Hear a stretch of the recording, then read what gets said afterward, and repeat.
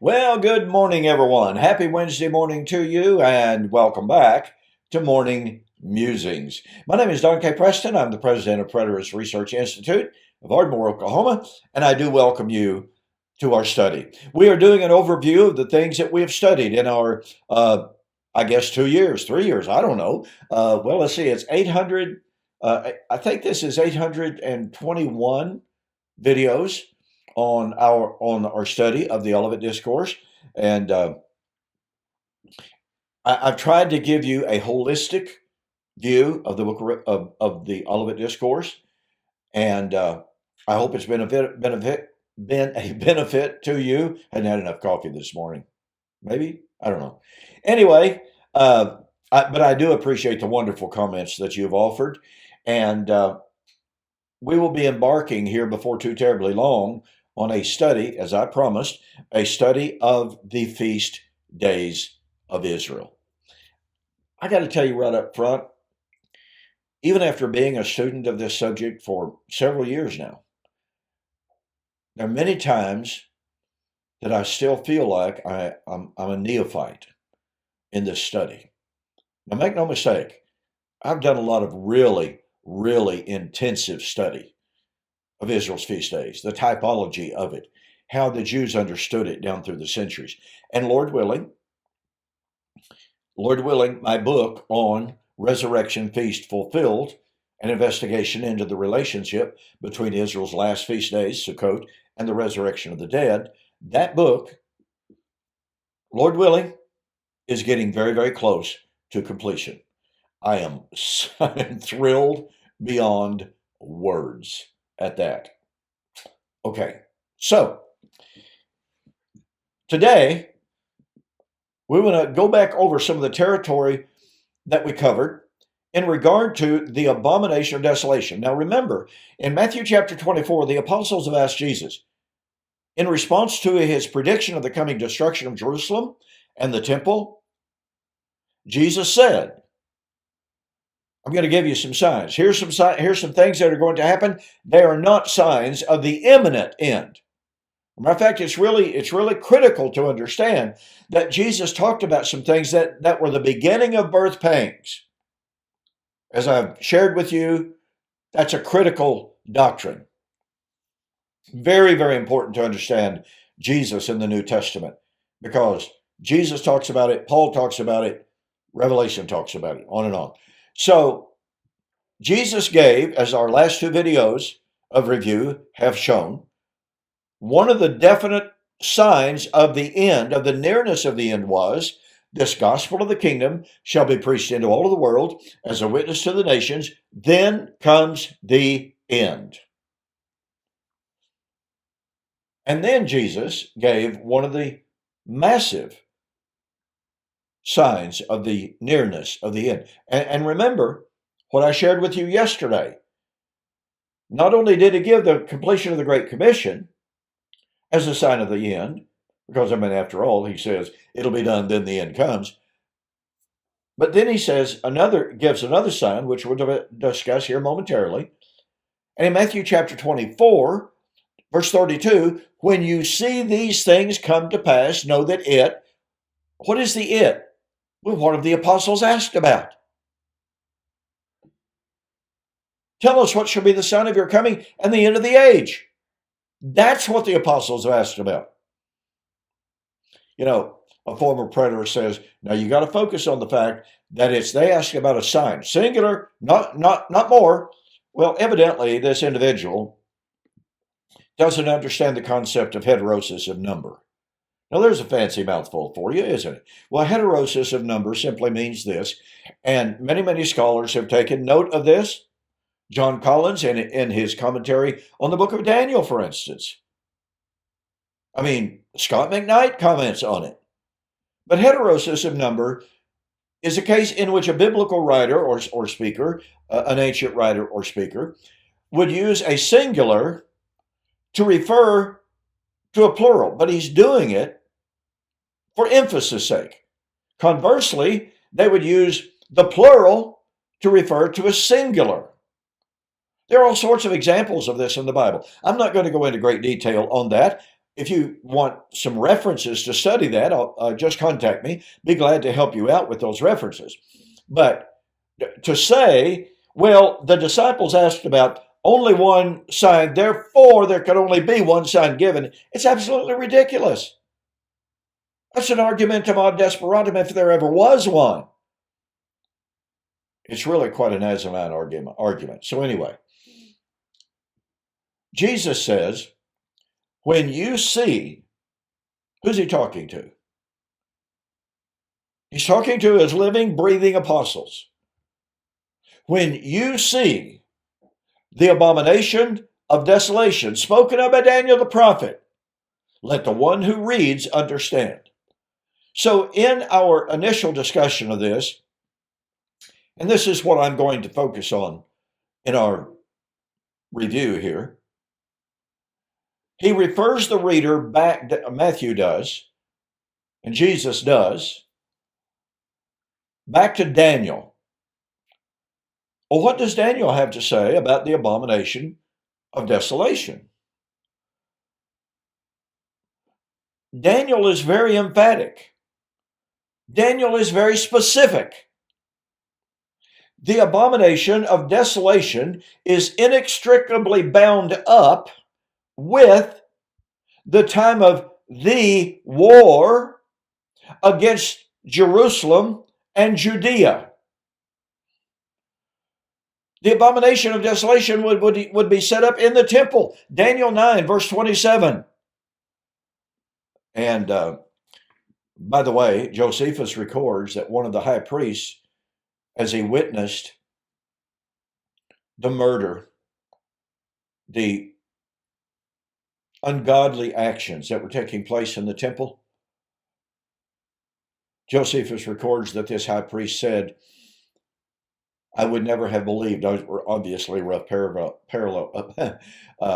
abbreviation here, paraphrase, I would never have believed that I would ever live to see a day to witness such abominations in the temple of Yahweh.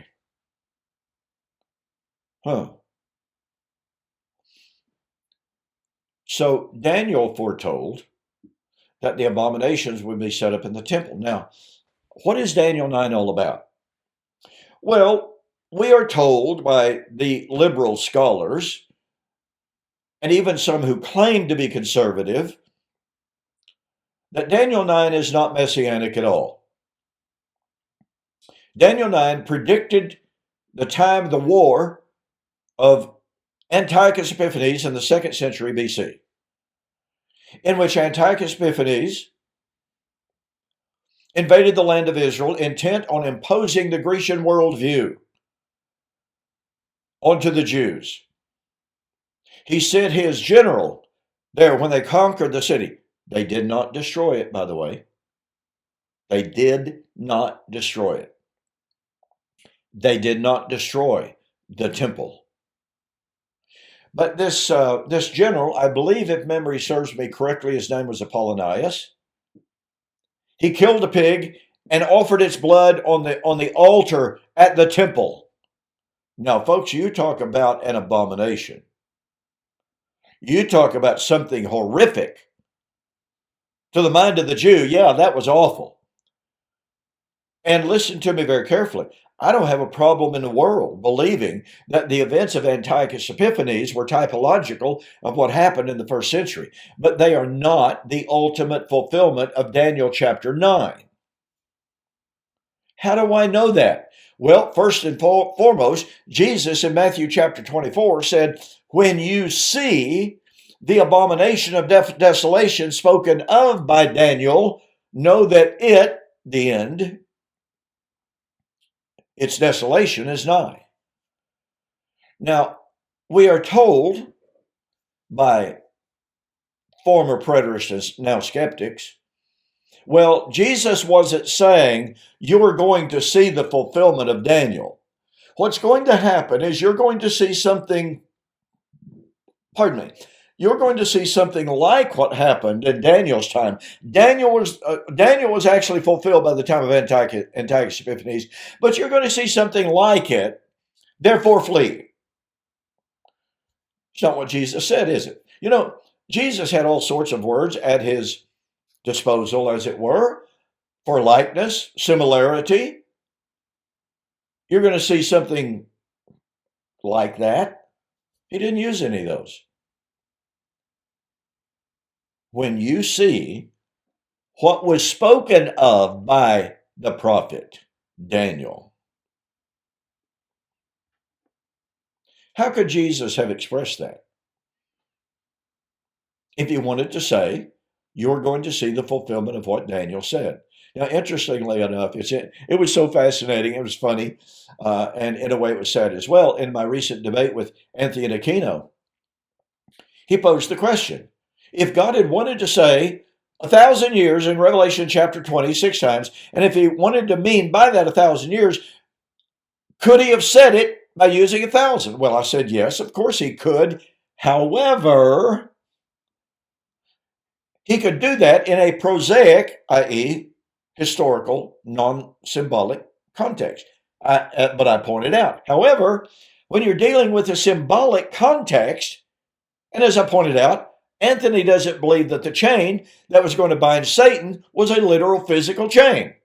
So in the direct context that is patently symbolic, when a number that is a threefold multiplication of perfect numbers, 3 is a perfect number, 10 is a perfect number.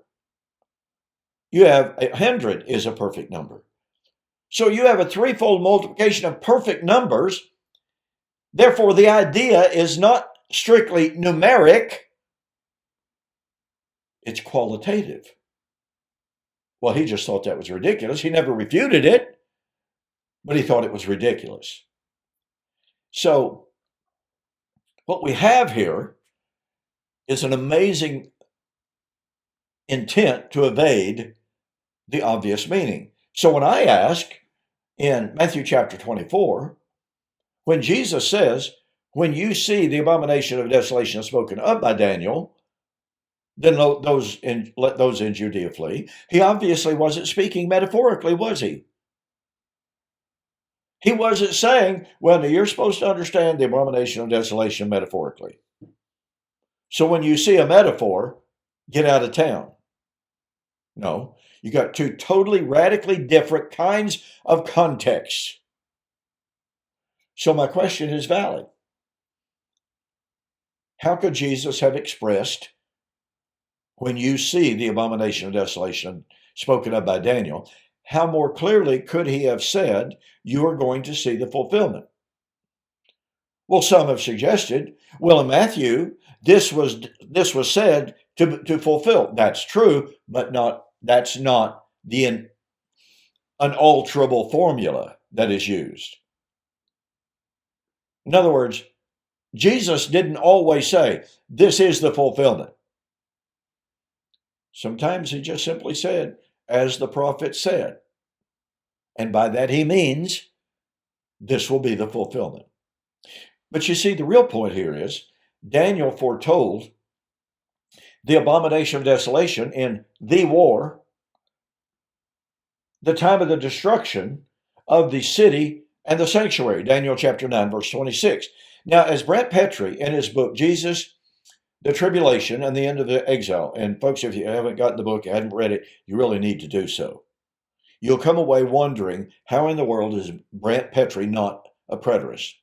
So anyway, and that's a unpaid political announcement, by the way.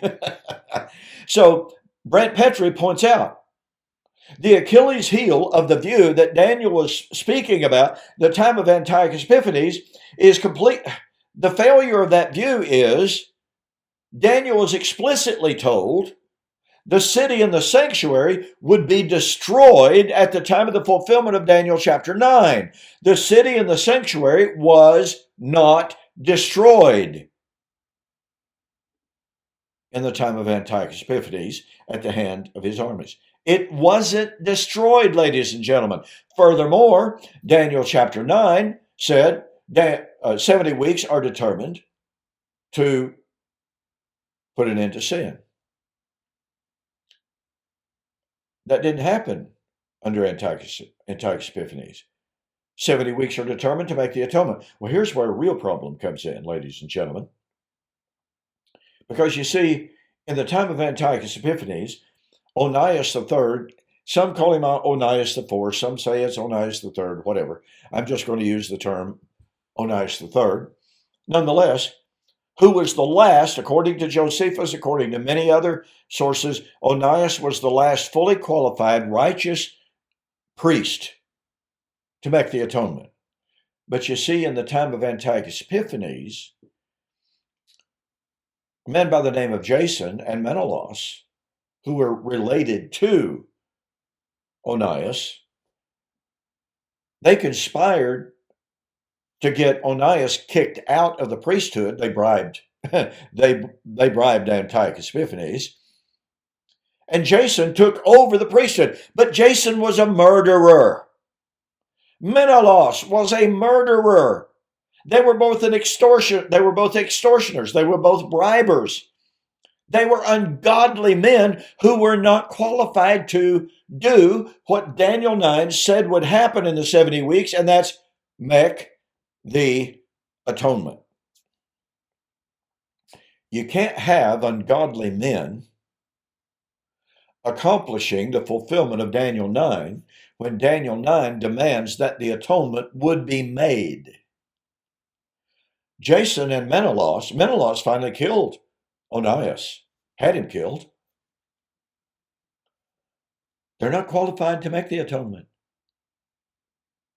You therefore cannot say that Daniel 9, and thus the Abomination of Desolation, was fulfilled in the 2nd century BC.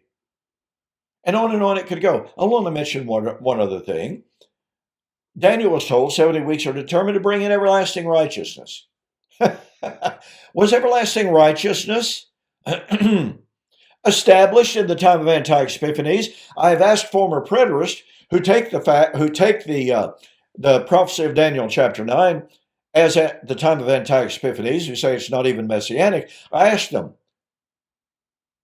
just exactly how, define for us exactly how everlasting righteousness was established in the days of Antiochus Epiphanes. When I posed those questions on Facebook, they literally disappear, and they have not even attempted to answer the question. Folks, if you can't tell us, in other words, if you're going to take the position that Daniel chapter 9 was fulfilled in the time of Antiochus Epiphanes, and that in Matthew chapter 24, Jesus was saying, well, now look, folks, you apostles, you're going to see something similar to what happened in the time of Antiochus Epiphanes, but you're not going to see the fulfillment. Then you've got to be able to show that everlasting righteousness was fully established in the time of Antiochus Epiphanes. But let me tell you something. Even though the Hasmonean leaders were to be commended for what they did, they actually caused a rejuvenation of Torah observance, but they didn't bring in everlasting righteousness. And no one who has read their history, folks, they're murderers. And furthermore, they were not qualified high priests. They could not bring in everlasting righteousness. So when Daniel foretold what he did, and the requirements of that prophecy were not fulfilled in the time of Antiochus Epiphanes, but when Jesus said, when you see what he predicted, then flee, I believe that logic and proper hermeneutic and correct exegesis demands Jesus was in fact saying, when you see the abomination that was foretold by Daniel, then know that the end is near. That was the sign. Their seeing the abomination was a sign for them to flee Jerusalem and Judea. And oh, by the way, they did. Okay, I am out of time for the day. Listen, do not forget my September 2023 U.S. orders only 2-book special. These are the days when all things must be fulfilled, and seal it, vision, and prophecy. And when you go to my website, donkpreston.com, bibleprophecy.com, and you click on the banner up at the very top and you purchase the books, you're going to get another book absolutely free of charge with no postage. That's my book, Can God Tell Time? Okay. You're going to save at least 12, about 11 bucks. Okay. So again, go to my website, donkpreston.com, bibleprophecy.com. Look at the banner right up very top, click on it, order the books. You'll be very, very glad you did. Okay, we'll continue our study of Steve Gregg's book on Friday, and Mike and I will get back on Saturday. We'll probably be doing a review of my debate with Anthony Aquino, a little more fully in-depth review of that debate. So be with us on both Friday and Saturday. See you there.